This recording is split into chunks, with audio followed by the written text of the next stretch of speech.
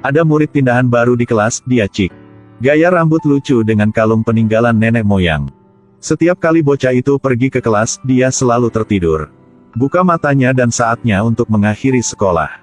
Tetapi setiap kali ujian, dia mendapatkan tempat pertama di kelas. Apakah itu membuat Anda marah? Mendengar bahwa bocah pirang itu adalah bos di sekolah. Tapi Cik mengatakan sesuatu yang membuatnya berhenti menjadi bosi. Pada titik ini, dapat dikatakan bahwa Cik adalah bos di sekolah. Kemanapun dia pergi, dia bisa memberi jalan. Teman satu meja Cik itu adalah Mike, sama anehnya. Dua orang yang duduk di meja yang sama selalu saling mengkritik. Setiap hari, ucapkan tidak lebih dari 10 kalimat. Satu hari sebelum liburan musim panas. Mike baru terima barangnya di Shopee, itu jaket bomber motif bordir dragon. Dia memakainya berharap untuk menarik perhatian kecantikan kelas, Tatiana. Dan menerima undangan ke pesta ulang tahunnya.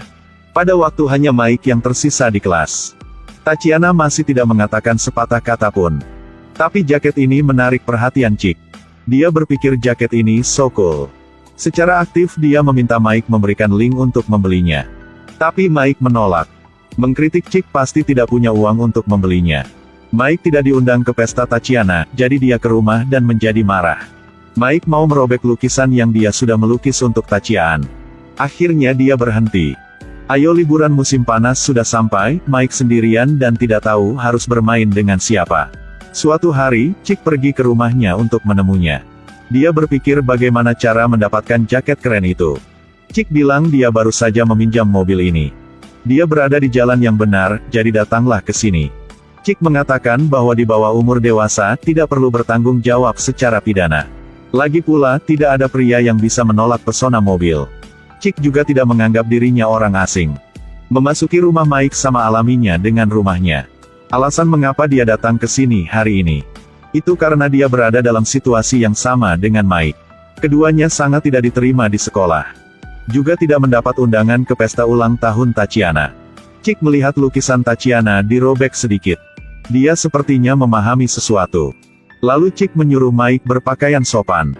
Kalian berdua pergi ke pesta ulang tahun Tatiana. Cik mengajarkan Mike untuk mengatakan beberapa ucapan yang mendalam. Saya menyiapkan hadiah untuk Anda. Meskipun Anda tidak mengundang saya ke pesta ulang tahun Anda. Tapi aku juga tidak peduli, hanya lewat. Jadi saya membawa lukisan ini kepada Anda. Semoga Anda menyukainya. Setelah mengatakan itu, Cik muncul. Mengedipkan mata untuk memberi tanda pada Mike untuk pergi. Begitu mereka naik mobil, mereka berdua melakukan putaran mobil yang terampil seperti ini. Di bawah mata mengagumi remaja lain. Cik tekan akselerator dan pergi. Lagi pula mereka bebas juga. Dua orang berjabat tangan untuk melakukan perjalanan, hanya perlu mengambil ransel dan pergi. Mereka mengemasi barang bawaan mereka dan mulai perjalanan. Mike mengangkat tangannya yang berbentuk pistol ke arah ayahnya dan menarik pelatuknya. Hasilnya. Sebenarnya ini semua adalah ilusi Mike. Dia membawa sekretarisnya ke rapat. Mike ditinggal sendirian di rumah. Jadi dia memutuskan untuk melakukan perjalanan dengan Cik. Mike baru saja menyalakan ponselnya dan membuka Google Maps. Tapi Cik sudah mengambil ponsel itu dan membuangnya dari mobil. Katakan hal-hal itu hanya untuk digunakan perempuan. Ayo terus ke selatan. Untuk tidak minum dan mengemudi secara ilegal. Mike membuang botol minuman ketan Cik juga. Keduanya membuang barang-barang yang mereka bawa. Setelah itu, mereka hanya bisa mengandalkan satu sama lain untuk seluruh perjalanan.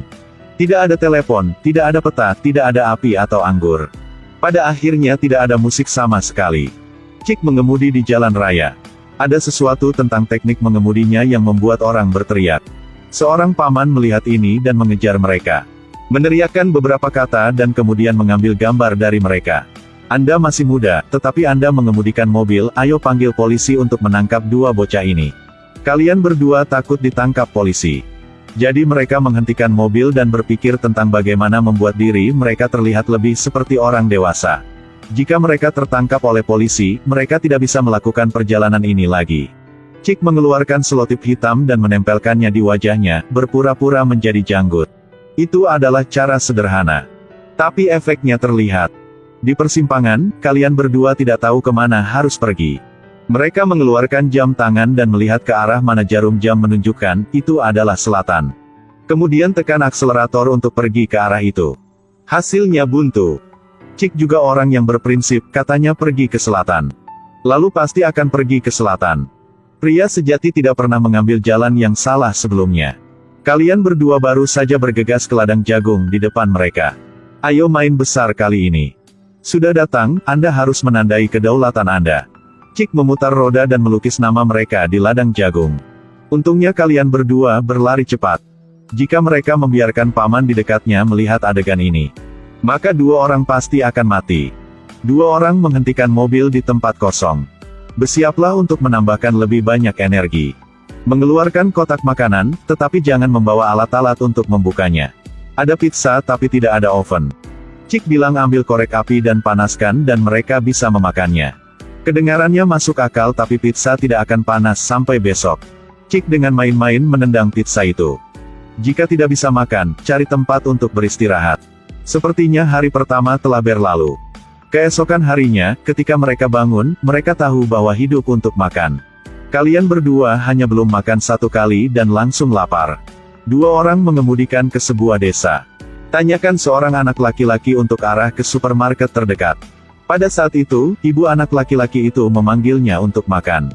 Dia tahu bahwa Cik dan Mike sudah seharian tanpa makanan. Jadi dia mengundang mereka berdua pulang untuk makan malam dengan antusias. Kalian berdua tidak malu, pergi ke rumahnya dan makan dengan nyaman. Ketika mereka pergi, mereka mengambil semangka besar juga. Tepat pada waktunya mereka pergi, seorang polisi datang dan meminta untuk memeriksa identitas. Cik panik dan mengemudikan pergi yang cepat. Tapi pada saat ini, Mike belum masuk ke mobil. Polisi itu menoleh untuk melihat ke arah Mike. Mata mereka bertemu. Apakah Anda ingin mengikuti saya pergi? Mike tidak terlalu memikirkannya, berlari ke arah sepeda polisi. Dia dengan cepat pergi. Sama seperti itu, kalian berdua lari dari polisi. Di jalan raya, sebuah truk tiba-tiba terbalik di tengah jalan. Cik tidak punya waktu untuk menghentikan mobil, jadi dia menabrak truk.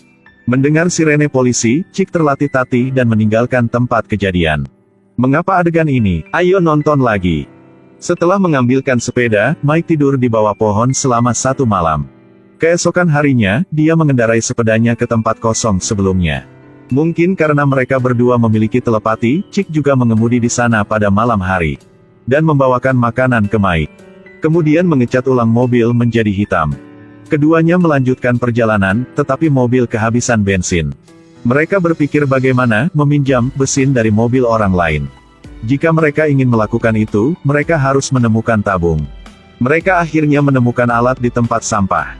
Juga bertemu Isa, dia berkeliaran sendirian. Untuk menemukan adik perempuannya. Dia tidak hanya meminta makanan. Dia juga ingin pergi dengan mereka berdua. Meskipun Isa memiliki lebih banyak pengalaman.